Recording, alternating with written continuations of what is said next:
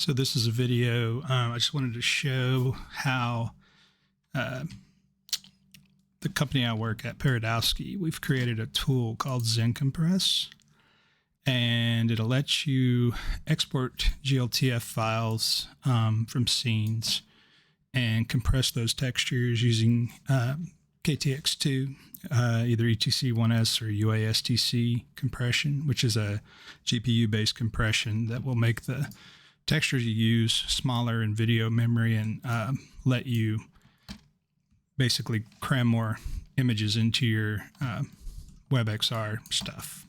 So what you want to do, this is our apart Blender file, and I'm just going to show how we set it up to export. The main thing to do if you're using Blender is, depending on how you've optimized whatever model objects you're going to export, select them all. Let's see, in this case, we're talking about our lobby. Where is it? Here we go.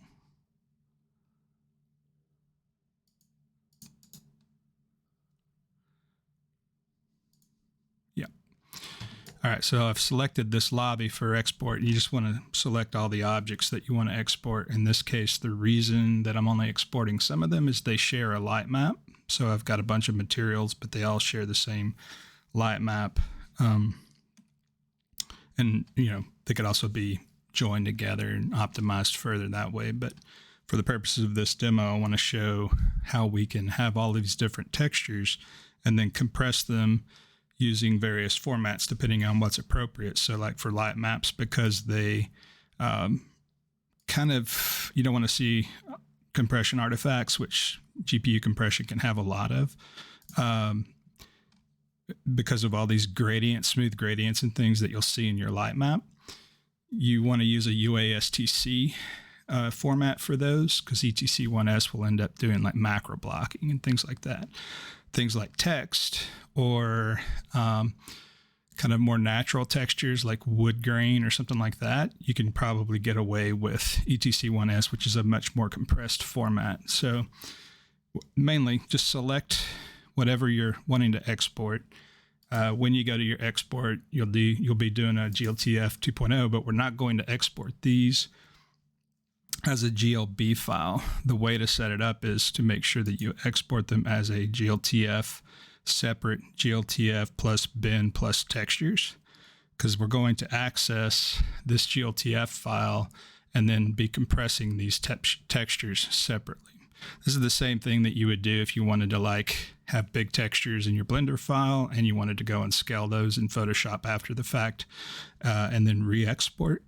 You could do the same process and then recompress as a GLB. But for this case, we're just saving these to a folder. Let me find where I want to save them to. I've already done it. So let's assume that I've gone and I've set, you know, this GLTF separate. Make sure you give your textures a place to save to. Otherwise, it'll just do this default textures folder. You want to make sure you have limit to selected objects, the ones that you've selected for export, depending on how you want to export this. Because we're doing this kind of grouping by light maps, that's why I've got this selected objects as an option. And the last important thing is under mesh and geometry material, make sure you do not have JPEG selected. Use the automatic format, and you should probably just have these set as like PNGs uncompressed so that you can get the best output. If they're already compressed, they're going to have compression artifacts like JPEG artifacts already. The compressor for the GPU will just make that even worse. So using uncompressed textures, PNGs, if they're saved in your scene that way, that's the way you want to go. And that is pretty much it. Make sure you've got your Hubs components turned on. Export this GLTF. I'm not going to export it here. When you do that, you're going to end up with a folder that looks like this, where you'll have your GLTF object, a bin file, and a folder full of textures that are associated with that object. So here's our our 2 light maps in this case that we're using, some for the walls, some for the floors, and the iconosphere. Our textures that have been compressed into kind of atlases, some actual atlases that we have. In this case, there's a lot of duplicates. That's just me needing to go and like maybe use the same texture, because like you can see where one was like re-imported. I made some change and it's got this PNG. That's just me being sloppy. But for the purposes of this video, this will do. Now, if we go into ZenCompress, open that GLTF file. Let me browse to it. Just got to find it. And sorry, I'm going so deep.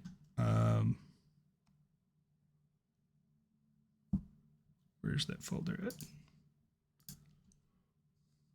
Ports 242 lobby and textures.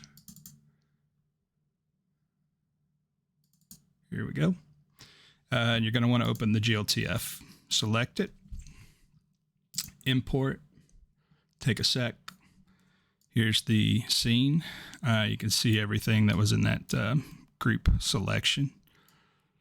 So I've got these picture frames, which all share the same material, the lobby, and none of the pictures. Now, let me just explain what you're seeing here. So this is our info panel. Here's your options for compression. Over here are your options for textures. And you'll notice that it's automatically selected textures by what they are. In this case, the diffuse textures have all been selected. The light maps are not. The metal roughness textures are selected, and there don't appear to be any normal maps in here, but they would have been not selected as well if there were, because we don't want to, again, like this is sort of set up for ETC1S, even though the default here is UASTC. ETC1S here is the one that compresses more, but you only want to use that on specific textures. Like you could use it on this iconosphere. I could use it on this text. It'll create a kind of, the thing I've noticed about it in terms of artifacting is things like red and blue will have this kind of halo around them, like high contrast, and this just has to do with texture compression in general. But red and blue in particular, and contrasty objects beyond that, like black, white, or things that are super contrasty, will have a kind of halo around them. On top of that, you'll get macro blocking, like I said, in gradients, not in flat color areas. The flat color areas will do pretty well, but anywhere you have kind of a gradient texture, particularly a light map, it will create these little square blocks in the texture for ETC1S. So those you're going to want to save as UASTC. And notice as I change these options, the compression settings change a little bit. So what we want to do, if we want to mix these up, you could obviously just compress them as either one of these. The UASTC doesn't compress very much. It's compressed, but it's only maybe like, you might save 40% of what the original file size was, depending on your settings. So, which is still better than an uncompressed, depending on the size of your light maps and stuff, you can save a lot of data that way. So, but the reason we do the ETC1S is because that one can get up to like 10x compression and still look pretty good. So that can actually compress your textures a lot. So what we can do is, knowing these textures, and what you can do is you can open up your folder and look at them and pick out candidates for which ones would be best. Obviously, these light maps, we want to use UASTC. These text files, we can do ETC1S. We can do the iconosphere texture, ETC1S. The concrete, you could you can try it as an ETC1S and just see what it looks like. It may look okay, but you may also see some macro blocking in it. So I'll leave that tip up to you. And it'll vary depending on the texture. You just have to try it out and see. I've done this enough where I can kind of guess which ones are going to do better at whichever format. So for our purposes, these color atlases, since they're so small anyway, whoops, wrong one. These are like 512 by 32 swatches. Doesn't make sense to compress them. They're only a couple of K anyway. So I'll do those as UASTC as well. So really the only things I want to compress as an ETC1S are these text files. So the compressed signs, the lobby walls text, plaques, and credit text. So we can just go and select these. So we'll leave the lobby walls text, the plaques we can leave. The icosphere, we'll leave it for ETC1S. Packed credit text. Yeah, we'll leave that. The albedo, concrete. Yeah, let's leave that as well. Metal roughness. Again, it's an atlas. An atlas. We don't need the... And this emission texture is another atlas. That's it. So... Yep. We'll just have these selected. Turn off the use existing basis ISU textures tab here. Leave the multi-threaded encoder. The ETC1S option, you want to use KTX2 ETC1S basis. We have it in there for backwards support. This is just going to, KTX2 will just do better. But we left the basis in there for backwards compatibility or use with other engines that support it. This one's going to do better, KTX2. Everything else, so yeah, for this, we're good. I go with the default settings here. You can play around with them. In general, ETC1S is going to be so compressed. These will be fine. You can tweak them to be a little less compressed. These are already kind of tweaked for optimal look as much as you can get out of this by default. And I think the same with UASTC. Let's see. Yep. And I'll explain it for UASTC later because this one you can tweak to try to get a little bit more. It's not going to have as big an impact. Like I said, it's not as compressed, but I'll explain what these do. So let's save the ETC1S option first. I'm showing you again how to combine the two different compressions because if we just save it once, right now the way it's set up, we would be compressing just these textures as ETC1S and everything else would just be passed through as a PNG because it's unchecked. And so we'll see what the size of the file is, the exported file. So now we give it a file path. It'll save it to the same place. We're going to call this one lobby ETC1S GLB, save, and hit export.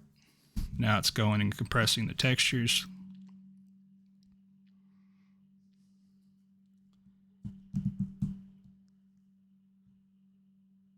Shouldn't take too long. Like I said, these are, it uses the GPU encoder for this, so it kind of flies through them a little bit faster. The UASTC are going to take a while. So now it's exported. If you open that folder, you'll see we have this GLB, which is currently 10 megabytes. That's uncompressed PNGs and a couple of ETC1S compressed. So just remember, like right now, we've got a 10 megabyte file with some PNGs and the super compressed ETC1S for this size of this lobby.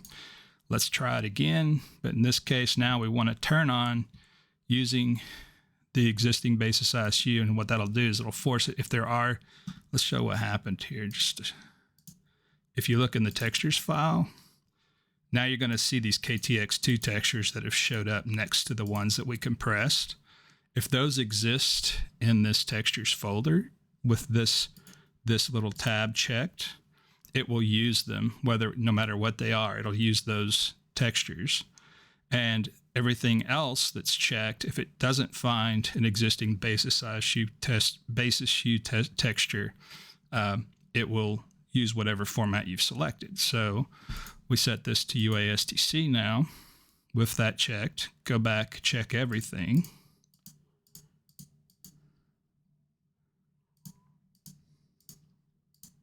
Because like I said, PNG or UASTC, they're essentially about the same, because the UASTC just doesn't, it compresses but less, but it looks better. So let me explain these settings. The RDO threshold is where you're going to have the biggest impact on the final file size. What I've set here is this 0.35 as a default, which will give you the best look for gradients. Like, there'll be less compression artifacts, and it'll just look better. What happens is it kind of softens the image up a little bit. The image will be a little bit softer. This will be almost exactly the same image at 0.35. You could obviously move it down to 0.2 because that's our threshold. That means that it will be even less compressed and look much more like the flat original. Or you can crank it up to like 5 or even 8.5. 8.5 will still look pretty good. What I've noticed is like the difference in file size as you just go less and less is not that great. So between 8.5 and basically 3.5 is where you get the most bang for your buck with UASTC. Beyond, even like, you could go up to 1 or 2 or whatever on the setting here. You'll only be saving a couple hundred K in terms of the file size at those. But between 0.85 and 0.35, it can add up to a couple megabytes saved in memory. In this case, since we have such a large file, it may add up to a lot more. And you can basically just tweak these numbers at this point and just see what the difference in the output is. So now that we've got that set, of course, like I said, this takes a little bit longer because we're going to be using this UASTC, which is not GPU accelerated right now. And these other settings, I haven't really played around with them much. You can play around with them. I don't know if they'll make that big of a difference. These are straight out of, if you go look up basis compression, you'll find these same setting options. It may explain them more. I tried looking it up and understanding them. I couldn't really see what they would do. From my experience after using this for a while, this does pretty good, so I left it alone.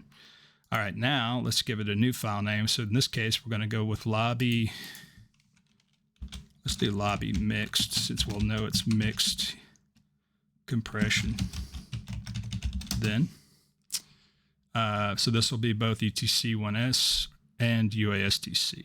Save and export. And this is going to take a while, like I said, because there's a lot more, and these textures can be pretty big. It'll go through the small ones fairly fast, but when it gets to the light maps, those will take a good 15-20 seconds, depending on your processor, to go and compress. And you'll see, as this thing is doing its job, it's creating more of these KTX2 textures. And so one thing you can do after you've gone and done a compression, if you've made changes to the file over time, is you can just select only the textures that you've modified in this pull down and just compress those and use, check everything, and then do this use existing basis hue textures checkbox so that you get quicker compression. So in other words, let's say I changed one of these atlases in order to instead of going back and recompressing everything, I could just delete that KTX2 file next to it that has to do with that texture, and then go and run through, have everything checked, set my settings up, compress again, and it'll only go and compress that texture. If it finds this KTX2 box or file in there, it'll leave it alone. So, like I said, it's taken a while. We're running through. When it's done, I'll come back and show you the file size.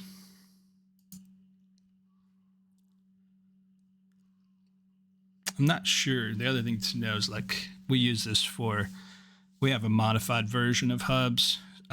So the basis, our KTX2 compression, is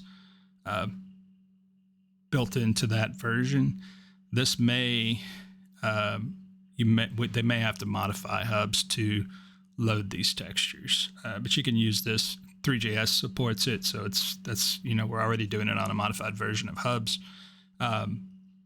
It's not that hard to implement in your engine, so whatever engine you're using, check it, see if it has KTX2 support, and if it does, hopefully it'll work, and check for UASTC and ETC1S.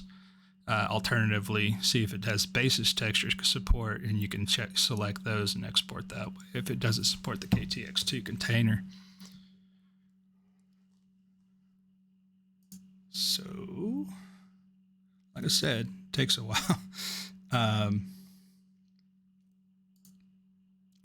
Just have to be patient.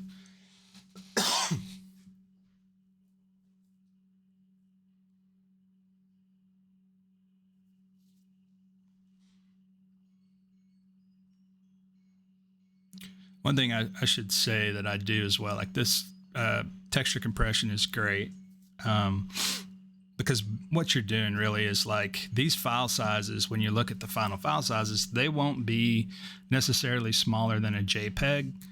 But the thing is, a JPEG is only compressed on disk. When you load it into memory, it becomes just like a raw uncompressed file. These file formats stay compressed. So what they are on disk is what they are in memory, and that's what you kind of want to go for. Like like if you were running nothing but JPEG compressions as textures, your files may get bigger in terms of the upload. But the thing is, like, if you look at the stats, you're going to be using a lot less video RAM overall. All right, so now we've exported everything. You'll see this exported in 234.458 seconds.